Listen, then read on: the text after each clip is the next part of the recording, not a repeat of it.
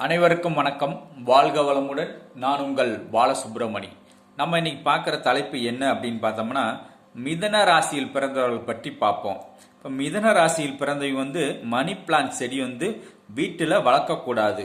வளர்த்தா எல்லா ராசிக்கு வர மாதிரி பொதுவாக எடுத்துக்கிட்டு வளர்த்தோம்னா நல்லா காசு கொட்டும், நல்லா சம்பாதிக்கலாம், பொருளாதாரத்தில் மேன்மைக்கு வந்துடலாம், சிறப்பாக வாழலாம் அப்படின்னு நீங்களே ஒரு கணக்கு போட்டுக்கிட்டு செய்யக்கூடாது. மிதுன ராசியில் பிறந்தீங்க மணி பிளான்ட் செடி மட்டும் வீட்டில் வளர்க்கக்கூடாது.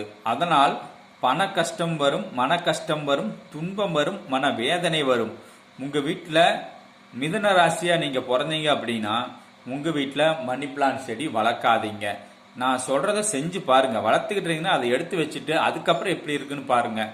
அதுக்கு முன்னாடி எதையும் செய்ய வேண்டாம். முதல்ல செஞ்சு பாருங்கள், எடுத்துட்டு எப்படி இருக்குன்னு பாருங்கள். அதுக்கப்புறம் நான் சொன்னது உண்மையா இல்லையா அப்படிங்கிறது உங்களுக்கு தெரியும். இதனை செய்து பாருங்கள். உங்களுக்கு பண கஷ்டம் தீரும், மன கஷ்டம் துன்பம் தீரும், மகிழ்ச்சியாக வாழலாம், செழிப்போடு வாழலாம். வாழ்க வளமுடன். நன்றி, வணக்கம்.